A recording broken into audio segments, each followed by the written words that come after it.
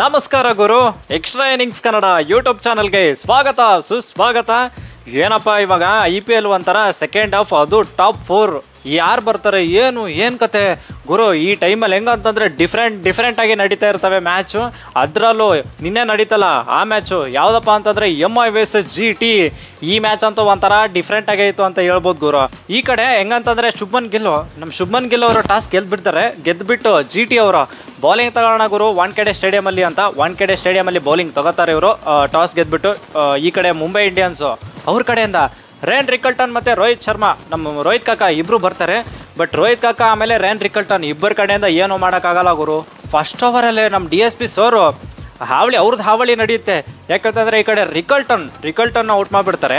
ಆಮೇಲೆ will Jacks ಕೂಡ out ಮಾಡ್ಬೋದಾಗಿತ್ತು. But Sai Sudarshan ಗುರು ಒಂದು ಕ್ಯಾಚ್ ಬಿಟ್ರಪ್ಪ, ಅಲ್ಲಿ ಡ್ರಾಪ್ ಆಯಿತು. ಈ ಮ್ಯಾಚಲ್ಲಂತೂ ತುಂಬ ಡ್ರಾಪ್ ಕ್ಯಾಚಸ್ ಆಗಿಬಿಟ್ರಪ್ಪ. ಯಾಕೆ ಹೇಳ್ತಿದ್ದೀನಿ ಅಂತಂದರೆ ವಿಲ್ ಜಾಕ್ಸ್ ಒಂದು ಡ್ರಾಪ್ ಆಯ್ತಾ, ಅದಾದಮೇಲೆ ನಮ್ಮ ರೋಹಿತ್ ಕಾಕ ಔಟ್ ಆಗಿಬಿಡ್ತಾರೆ. ಅರ್ಷದ್ ಖಾನು ಲೆಫ್ಟ್ ಹ್ಯಾಂಡ್ರು ಬೇಕಂತಾನೆ ರೋಹಿತ್ ಶರ್ಮಾಗೋಸ್ಕರನೇ ತೊಗೊಂಬಂದಿದ್ದು ಅನ್ನೋ ಥರ ಇತ್ತು. ಯಾಕಂದರೆ ರೋಹಿತ್ ಶರ್ಮಾ ಅವ್ರದ್ದು ಸ್ಟ್ರೈಕ್ ರೇಟ್ ಚೆನ್ನಾಗಿದೆ ಲೆಫ್ಟ್ ಹ್ಯಾಂಡ್ರ್ ವಿರುದ್ಧ, ಬಟ್ ವಿಕೆಟ್ ಸ್ವಲ್ಪ ಕೊಟ್ಟಿದ್ದಾರೆ ಗುರು. ಆ ಥರ ಅದೊಂಥರ ಡಿಫ್ರೆಂಟ್ ಏನಂತಾರೆ ಮ್ಯಾಚಪ್ ಅಂತ ಹೇಳ್ಬೋದು. ಸೊ ನಮ್ಮ ರೋಹಿತ್ ಕಾಕ ಔಟ್ ಆಗ್ತಾರೆ ಅಲ್ಲಿ. ಇನ್ನು ರೋಹಿತ್ ಕಾಕ ಔಟ್ ಆದಮೇಲೆ ಈ ಕಡೆ ಸ್ಕೈ ಬರ್ತಾರೆ. ಸ್ಕೈ ಮತ್ತು ವಿಲ್ ಜಾಕ್ಸು ಇಬ್ಬರು ಒಂಥರ ನೆಕ್ಸ್ಟ್ ಲೆವೆಲ್ ಪಾರ್ಟ್ನರ್ಶಿಪ್ ಬೆಳೆಸೋಣ ಅಂತ ಸ್ಟಾರ್ಟ್ ಮಾಡ್ತಾರೆ ಗುರು. ಬಟ್ ಏನಪ್ಪ ಅಂದರೆ ಸಾಯಿ ಕಿಶೋರ್ ಅಣ್ಣ ಸ್ಕೈ ಅವ್ರದ್ದು ಕ್ಯಾಚ್ ಬಿಡೋದ ನೋಡಿ. ಅಲ್ಲಿ ಪವರ್ ಪ್ಲೇಯಲ್ಲಿ 3 ಕ್ಯಾಚ್ ಬಿಟ್ಟಿದ್ದಾರೆ ಇವರು GT ಅವರು. ಅಯ್ಯೋ ದೇವರೇ, ಪವರ್ ಪ್ಲೇಯಲ್ಲಿ ಇವರು 56 ರನ್ಗೆ 2 ವಿಕೆಟ್ ಏನೋ ಇದ್ರು ಮುಂಬೈ ಇಂಡಿಯನ್ಸ್ ಅವರು. ಸೊ ಹೆಂಗಂತಂದರೆ 10 ಓವರ್ವರೆಗೂ ಚೆನ್ನಾಗೇ ಹೋಗ್ತಾ ಇರುತ್ತೆ ಗುರು. ಮುಂಬೈ ಇಂಡಿಯನ್ಸ್ ಅವ್ರದ್ದು ಬ್ಯಾಟಿಂಗು ಚೆನ್ನಾಗೇ ಹೋಗ್ತಾ ಇರುತ್ತೆ. ವಿಲ್ ಜಾಕ್ಸು ಮತ್ತು ಸ್ಕೈ ಇಬ್ಬರು ಸಖತ್ತಾಗೆ ಪಾರ್ಟ್ನರ್ಶಿಪ್ ಬೆಳೆಸಿರ್ತಾರೆ. ಬಟ್ ಏನಾಗುತ್ತೆ ಅನ್ನೋ ಗೊತ್ತಿಲ್ಲ, ಸಡನ್ನಾಗಿ ನಮ್ಮ ಸ್ಕೈ ಅವರು ಔಟ್ ಆಗಿಬಿಡ್ತಾರೆ. ಸಾಯಿ ಕಿಶೋರ್ ಏನು ಗೊತ್ತಾ, ಕ್ಯಾಚ್ ಬಿಟ್ಟಿದ್ನಲ್ಲ ಅಣ್ಣನೇ ಬಂದುಬಿಟ್ಟು ಔಟ್ ಮಾಡಿಬಿಡ್ತಾನೆ ಗುರು. 10.3 10.4 ಆ ಒಂದು ಇದರಲ್ಲಿ ಔಟ್ ಮಾಡಿಬಿಡ್ತಾರೆ. ಆ ಟೈಮಲ್ಲಿ ಸಾಯಿ ಕಿಶೋರು ಮತ್ತು ರಶೀದ್ ಖಾನು ಇಬ್ಬರು ಸಾಕಾಗಿ ಬೌಲಿಂಗ್ ಮಾಡ್ತಿರ್ತಾರೆ. ಇವರು 97 ರನ್ನು 2 ವಿಕೆಟ್ ಇರೋರು ಸಾಟ್ ಪಾಟ್ ಡುಡುಮ್ ಅಂತ 116 ರನ್ಗೆ 6 ವಿಕೆಟ್ ಹೋಗುತ್ತೆ ಗುರು. 15 ಓವರ್ ಅನ್ನೋಷ್ಟರಲ್ಲೇ 15 ಓವರ್ಸ್ಗೆ 116 ರನ್ 6 ವಿಕೆಟು. ಈ ಕಡೆ ಹಾರ್ದಿಕ್ ಪಾಂಡ್ಯದೇನು ನಡೆಯಲ್ಲ. ಆಮೇಲೆ ವಿಲ್ ಜಾಕ್ಸ್ ಔಟು 50 ಹೊಡೆದ್ಬಿಡ್ತಾನೆ. ಅಣ್ಣ ಬ್ಯಾಟಿಂಗ್ ಸಖತ್ತಾಗಿ ಮಾಡ್ದ ಅಣ್ಣ. ಅಂದರೆ 0ಕ್ಕೆ ಔಟ್ ಆಗ್ತಿದ್ರು, ಕ್ಯಾಚ್ ಬಿಟ್ಟರು. ಬಟ್ 50ವರೆಗೂ ಸಖತ್ತಾಗೆ ಹೊಡೆದ ಅಣ್ಣ. ಬಟ್ ಹಾರ್ದಿಕ್ ಪಾಂಡ್ಯ ಔಟು, ಈ ಕಡೆ ವಿಲ್ ಜಾಕ್ಸ್ ಔಟು, ಆಮೇಲೆ ನಮ್ಮ ಸ್ಕೈ ಅವ್ರು ಔಟು. ತಿಲಕ್ ವರ್ಮನು ಏನು ಮಾಡೋಕ್ಕಾಗಲ್ಲ. 15 ಓವರ್ಗೆ 116 ರನ್ 6 ವಿಕೆಟ್ ಅಂದರೆ ಗುರು.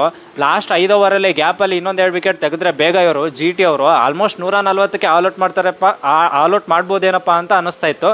ಬಟ್ ಕೊನೆಯಲ್ಲಿ ಈ ಬಾಷ್ ಅಣ್ಣ ಬಂದ್ಬಿಟ್ಟು 27 ರನ್ ಹೊಡಿತಾನೆ ಗುರು. ಸೊ ಹೆಂಗೋ ಮಾಡಿ ಇವರು 155 ರನ್ನು 20 ಓವರ್ಗೆ 155 ರನ್ ಹೊಡಿತಾರೆ. ಯಾರು ಮುಂಬೈ ಇಂಡಿಯನ್ಸ್ ಅವರು 150 ರನ್ ಟಾರ್ಗೆಟ್ ಕೊಡ್ತಾರೆ GT ಅವ್ರಿಗೆ. ಇನ್ನು 156 ಚೇಸ್ ಮಾಡೋಕ್ಕೆ ಬರ್ತಾರೆ. ಈ ಕಡೆ GT ಕಡೆಯಿಂದ ಸಾಯಿ ಸುದರ್ಶನ್ ಮತ್ತು ಶುಭ್ಮನ್ ಗಿಲ್ ಬರ್ತಾರೆ ಗುರು.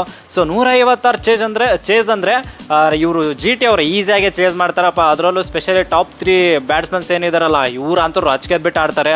ಅದರಲ್ಲೂ ಈ ಥರ ಸ್ಲೋ ಇರಲಿ ಪಿಚ್ಚು ಹೆಂಗೆ ಇರಲಿ ನಮ್ಮ ಸಾಯಿ ಅಣ್ಣ ಅಂತೂ ಔಟೇ ಆಗಲ್ಲ ಅನ್ನೋ ಥರ ಇತ್ತು. ಬಟ್ ಈ ಮ್ಯಾಚಲ್ಲಿ ಸಾಯಿ ಸುದರ್ಶನ್ ಗುರು ಟ್ರೆಂಟ್ ಬೋಲ್ಟ್ ಅವರು ಬಂದ್ಬಿಟ್ಟು ಜುಪ್ ಅಂತ ಅಂದರೆ ಸ್ವಿಂಗ್ ಮಾಡಿಬಿಟ್ಟು ಔಟ್ ಮಾಡ್ತಾರೆ ಗುರು. ಸಾಯಿ ಸುದರ್ಶನ್ ಅಲ್ಲಿ ಬೇಗನೆ ಔಟ್ ಆಗ್ತಾರಪ್ಪ. ಏನು ಗೊತ್ತಾ, ಇವ್ರದ್ದು GT ಅವ್ರದ್ದು ವಿಕೆಟ್ ಹೋಗಲ್ಲ ಗುರು ಪವರ್ ಪ್ಲೇಯಲ್ಲಿ.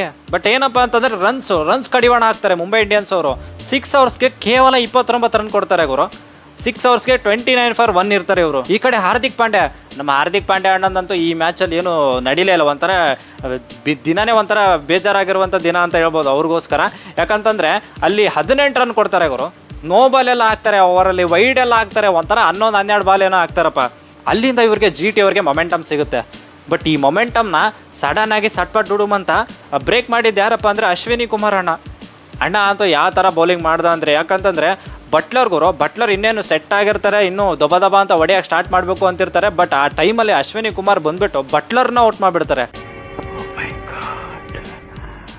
ಆಮೇಲೆ ಬಟ್ಲರ್ ಔಟ್ ಆದಮೇಲೆ ಗುರು ಶರ್ಫಾನೆ ರುದರ್ಫೋರ್ಡು ಏನೋ ಇಂಪ್ಯಾಕ್ಟ್ ಸಬ್ಬಾಗಿ ನಮ್ಮ ಶರ್ಫಾನೆ ರುದರ್ಫೋರ್ಡ್ ಅಣ್ಣ ಬರ್ತಾನೆ. ಏನು ಗೊತ್ತಾ, 12 ಓವರ್ಗೆ ಗುರು ಇವ್ರದ್ದು ಆಲ್ಮೋಸ್ಟ್ ಹೆಂಗಿರುತ್ತೆ ಅಂತಂದರೆ 5 ರನ್ಸು ಬಿಹೈಂಡ್ ಇರ್ತಾರೆ DLS ಮೆಥಡ್ ಪ್ರಕಾರ. 2 ಓವರ್ ಇರುತ್ತೆ ನೋಡಿ. 12 ಓವರ್ ಆದಮೇಲೆ 13 ಮತ್ತು 14ನೇ ಓವರು ಅಣ್ಣ ರುದರ್ಫೋರ್ಡ್ ಅಣ್ಣ ಅಲ್ಲೋಲ ಕಲೋಲನೇ ಮಾಡಿಬಿಡ್ತಾನೆ ಗುರು.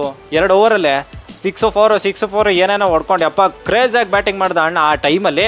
ಸೊ 14 ಓವರ್ ಆಗಿರುತ್ತೆ, 107 ರನ್ನು 2 ವಿಕೆಟ್ ಏನೋ ಹೋಗಿರುತ್ತಪ್ಪ. ಇನ್ನೇನು ಈಸಿಯಾಗಿ GT ಅವರು ಗೆಲ್ತಿದ್ದಾರೆ, ಆಯ್ತು ಆರಾಮಾಗಿ ಗೆಲ್ತಾರೆ ಅಂತ ನಾನು ತಮ್ಮನೆಲ್ಲೂ ರೆಡಿ ಮಾಡ್ತಾ ಇದ್ದೆ ಆ ಟೈಮಲ್ಲಿ. ಬಟ್ ಸಡನ್ನಾಗಿ ಮಳೆ ಬಂದುಬಿಡುತ್ತೆ ಆ ಟೈಮಲ್ಲಿ. ದುಬೋ ಅಂತ ಮಳೆ ಬಂದುಬಿಡುತ್ತೆ. ಇವರು ಹೋಗ್ತಾರೆ. ಆಮೇಲೆ ಮತ್ತೆ ವಾಪಸ್ ಬರಬೇಕಾದ್ರೆ ಹೆಂಗಾಗುತ್ತೆ ಅಂತಂದರೆ ಗುರು ಹತ್ತತ್ರ ಎಷ್ಟಪ್ಪ ಒಂದು 30 ಬಾಲ್ ಉಳಿದಿರುತ್ತೆ, 36 ಬಾಲ್ಗೆ 49 ಆ ಥರ ಏನೋ ಇರುತ್ತೆ ಅಂದ್ಕೊಳ್ಳಿ. ಸೊ ಆ ಟೈಮಲ್ಲಿ ಏನಾಗುತ್ತೆ 15th ಓವರು ಇವರೆಲ್ಲ ಫುಲ್ಲು ಕ್ಯಾಲ್ಕುಲೇಟ್ ಮಾಡ್ಕೊಂಡು ಬಂದಿರ್ತಾರೆ ಮುಂಬೈ ಅವರು. ಬುಮ್ರಾ 15 ಓವರು ಹೋಗಿ ಬುಮ್ರಾ ಅವರೇ ನೀವೇ ಹಾಕಿ, ನೀವೇ ನಮಗೆ ಆಶಾ ಕಿರಣ ಅಂತ ಹೇಳ್ಬಿಟ್ಟು ಇವರು ಬುಮ್ರಾ ಅವ್ರಿಗೆ ಬೌಲಿಂಗ್ ಕೊಡ್ತಾರೆ. ಏನು ಗುರು ಅದು ಬಾಲು ಶುಭ್ಮನ್ ಗಿಲ್ಗೆ ಅದು ಒಂತಲ್ಲ ಒಂದು ಜುಪ್ ಅಂತ ಬೋಲ್ಡ್ ಆಯಿತು ನೋಡಿ. ಎಂಥ ನಿಪ್ಪಬೇಕಾಯ್ತು ಗುರು ಆ ಬಾಲ್ ಮಾತ್ರ ಅಲ್ಟಿಮೇಟಪ್ಪ. ಅದು ನಿಪ್ಸ್ ಬ್ಯಾಕ್ ಆಗಿಬಿಟ್ಟು ಜುಪ್ ಅಂತ ಬೋಲ್ಡ್ ಆಗಿಬಿಡ್ತು. ಸೆಟ್ ಬ್ಯಾಟ್ಸ್ಮನ್ ಗುರು, ಸೆಟ್ ಬ್ಯಾಟ್ಸ್ಮನ್ನ ಅದೇ ಒಂಥರ ಹಿಂಗೆಲ್ಲ ಔಟ್ ಮಾಡಬೇಕು ಅಂತಂದರೆ ಬುಮ್ರಾನೇ ಸಾಟಿ, ಬುಮ್ರಾ ಅವರೇ ಬರಬೇಕು. ಮಹಾಪ್ರಭು ಸಾಮಾನ್ಯ ಮಾನವನಿಂದ ಇದೆಲ್ಲ ಸಾಧ್ಯವೇ? ಸೊ ಬುಮ್ರಾ ಬಂದ್ಬಿಟ್ಟು ಅಲ್ಲಿ ಔಟ್ ಮಾಡಿಬಿಡ್ತಾರೆ. ಆ ಓವರಲ್ಲಿ ಜಸ್ಟ್ 6 ರನ್ ಕೊಡ್ತಾರೆ. ನೆಕ್ಸ್ಟ್ ಓವರು ಬೋಲ್ಟ್ ಅಣ್ಣನು ನಾನು ಕಮ್ಮಿ ಇಲ್ಲ ಅಂತ ಹೇಳ್ಬಿಟ್ಟು ಅಣ್ಣನು ರುದರ್ಫೋರ್ಡ್ ಸೆಟ್ ಬ್ಯಾಟ್ಸ್ಮನ್ ಅಣ್ಣನು. ಸೊ ರುದರ್ಫೋರ್ಡ್ನ ಔಟ್ ಮಾಡಿಬಿಡ್ತಾರಪ್ಪ LBW.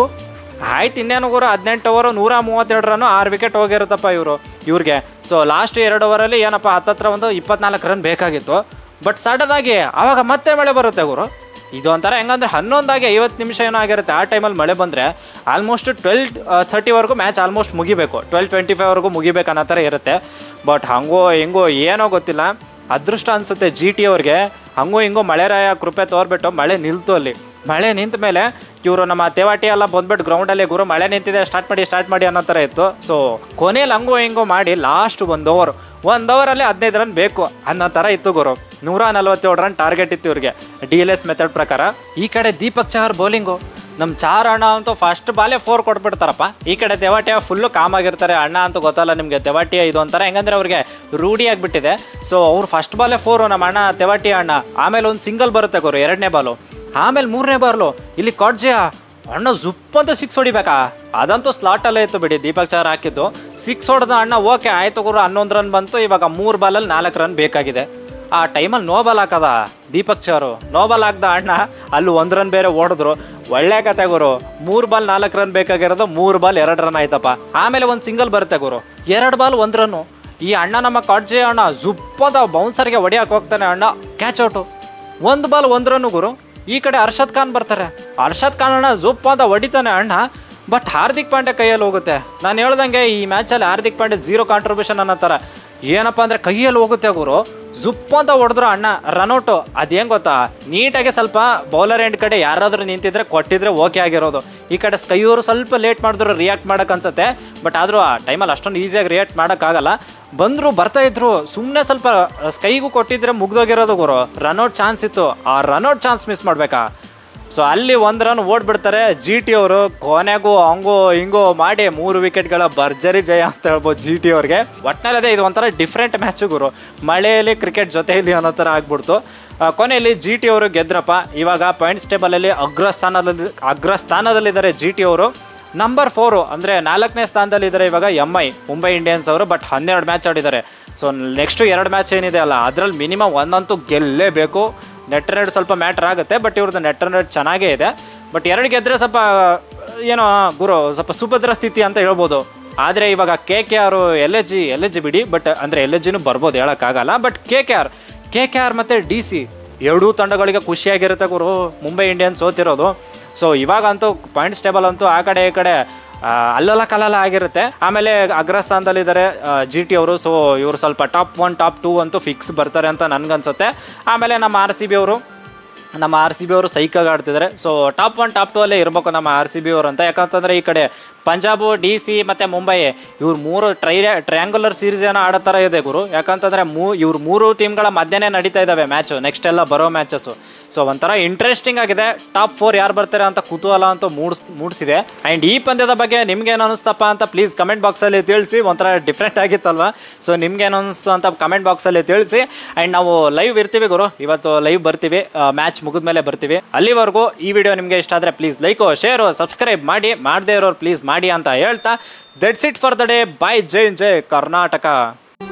ಮತ್ತೆ ಭೇಟಿಯಾಗೋಣ. ನಮಸ್ಕಾರ.